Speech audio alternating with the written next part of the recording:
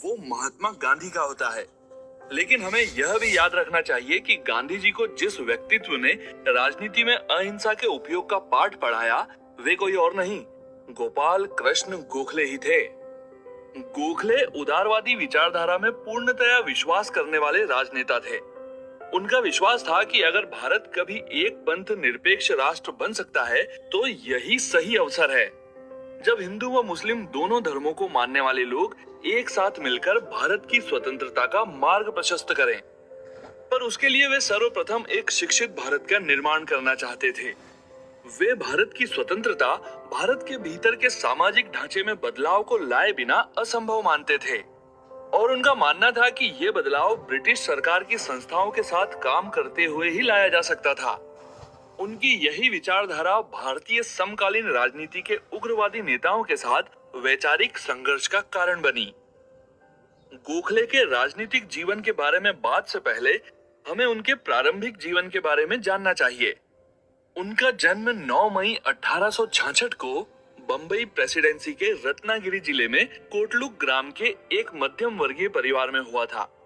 उनके पिता श्री कृष्ण राव कोल्हापुर रियासत के कागल नाम के एक छोटे से सामंती रजवाड़े में क्लर्क थे, जो कि बाद में पुलिस सब इंस्पेक्टर बन गए। उनकी मां पढ़ी लिखी नहीं थी, पर उन्हें रामायण और महाभारत की अनेक कथाएं उपकथाएं याद थी, जिनका प्रभाव गोखले के चरित्र निर्माण पर भी पड़ा। गोखले की प्रारंभिक शिक्षा उनके गांव में ही पूरी हुई, जिसके बाद मैट्रिक तक का अध्ययन उन्होंने कोल्हापुर के ही कस्बे में पूर्ण किया। बाद में उनका प्रवेश पूना की डेक्कन कॉलेज में हुआ, जहां से वे बंबई के एल्फिस्टन कॉलेज में गए।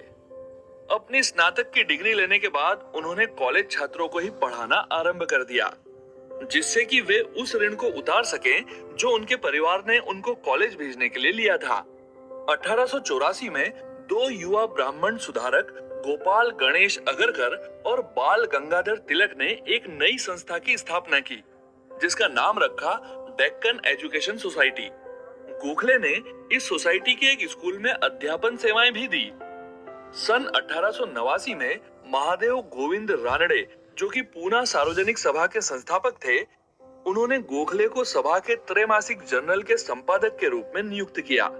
इसी वर्ष उन्होंने सर विलियम वेडरबर्न की अध्यक्षता में हो रहे कांग्रेस के चौथे अधिवेशन में भाग लिया, जो कि उनके लिए एक नया अनुभव था।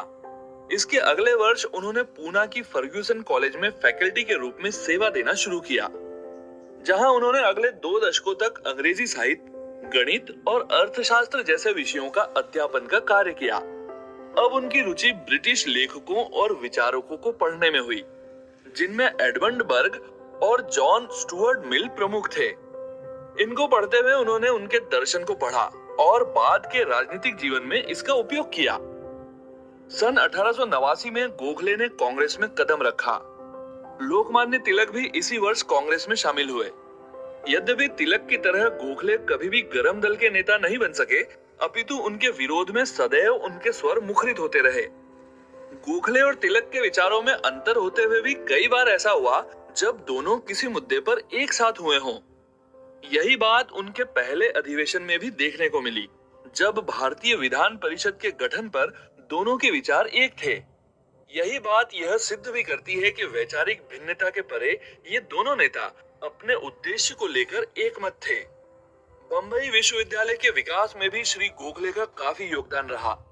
वे कई वर्ष तक सीनेट के सदस्य बने रहे। उन्होंने इतिहास को विश्वविद्यालय के पाठ्यक्रम में जगह दिलाने के लिए काफी प्रयास किए। इसी कारण से उन्हें सन 1995 में बंबई विश्वविद्यालय का फेलो बना दिया गया। इसी वर्ष उन्होंने राष्ट्रभाषा समाचार के संपादक पद पर भी कार्य किया। साथ ही वे तिलक के साथ कांग्रेस के सह सचिव के रूप में भी सेवाएं देते रहे। सन 1896 में गांधी जी से गोखले की पहली मुलाकात हुई। धीरे धीरे उनकी घनिष्ठता बढ़ती गई। गांधी जी गोखले के विचारों से काफी प्रभावित हुए। उन्होंने अपने आप को गोखले का शिष्य घोषित कर दिया।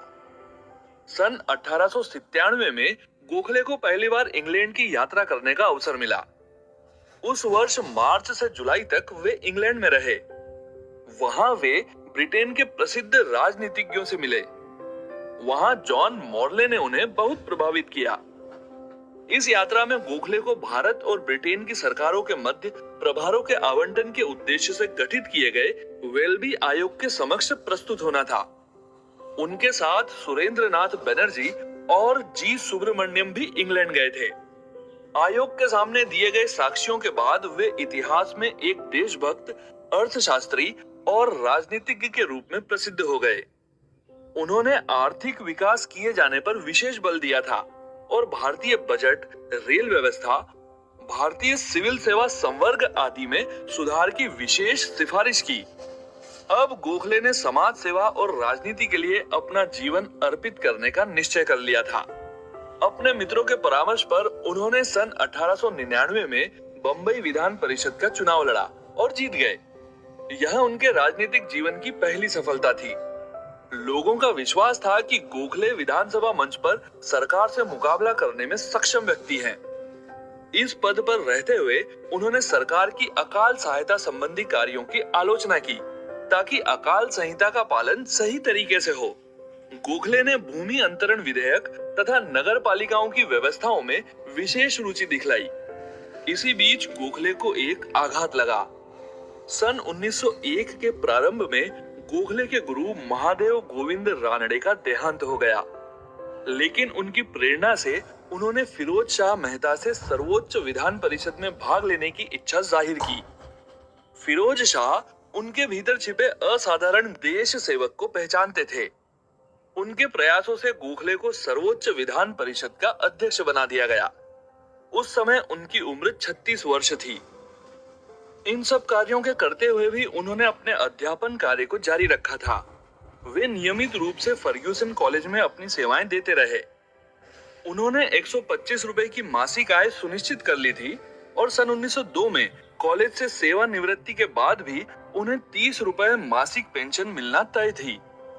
12 जून 1905 को गोखले के पुराने साथी शिवराम हरि साठे ने पूना में सर्वेंट्स ऑफ इंडिया सोसाइटी की आधारशिला रखी, जिसका प्रमुख उद्देश्य हर भारतीय का विकास था, जिसमें जाति धर्म आधारित विभेद के लिए कोई जगह नहीं थी।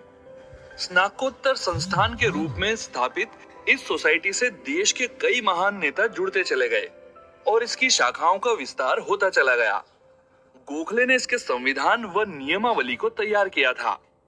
इसके सदस्य नाम मात्र के वेतन पर आजीवन देश सेवा का व्रत लेते थे। इसी वर्ष वे एक बार फिर इंग्लैंड गए। जब वे कैम्ब्रिज में कुछ बोल रहे थे तो उन्हें सुनकर जॉन मेनार्ड किन्स ने एक भारतीय मित्र से कहा था कि गोखले भावुक हैं और उनकी भावनाएं उनके विचारों से नियंत्रित होती हैं और उनमें ऐसा कुछ भी नहीं दिखता जो सामान्यतः किसी उग्रवादी में दिखता है। प्रारंभिक शिक्षा के लिए उनके द्वारा किए गए कार्य उल्लेखनीय हैं। जब सूरत विभाजन के बाद अधिकतर उग्रवादी नेता या तो जेल में थे या भूमिगत थे और उदारवादी नेता भी विकट मानसिकता से गुजर रहे थे, ऐसे समय में गोखले ही थे जिन्होंने विधान परिषद में अपनी उपस्थिति का लाभ देश हित में किया। 1910 में गोखले ने प्रारंभिक शिक्षा के संबंध में सरकार के समक्ष एक प्रस्ताव रखा, जो बाद में वापस ले लिया गया। वे 10 वर्ष तक की आयु के लड़कों के लिए शिक्षा अनिवार्य करना चाहते थे।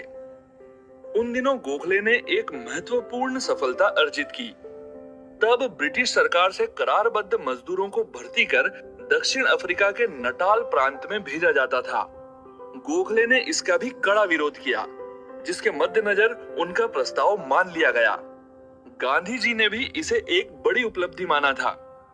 एक नेता के तौर पर उन्होंने कभी भी हिंदू मुस्लिम विभेद नहीं किया। कांग्रेस में रहते हुए उन्होंने सदा मुस्लिमों को कांग्रेस से जोड़ने का प्रयास किया। वे पूर्ण रूप से धार्मिक भावनाओं से मुक्त थे।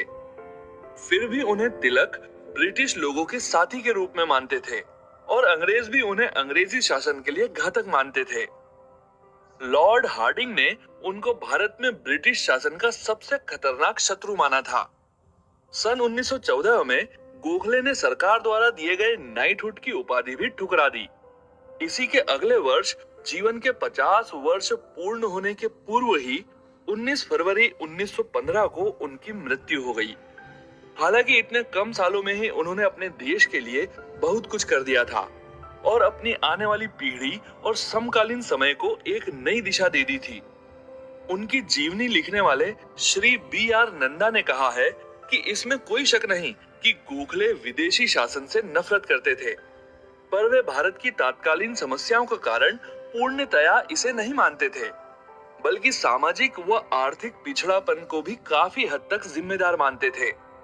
वे समझते थे कि ब्रिटिश राज के भीतर भारत को एक पंथ निरपेक्ष, आधुनिक और लोकतंत्रात्मक समाज बनाया जा सकता है।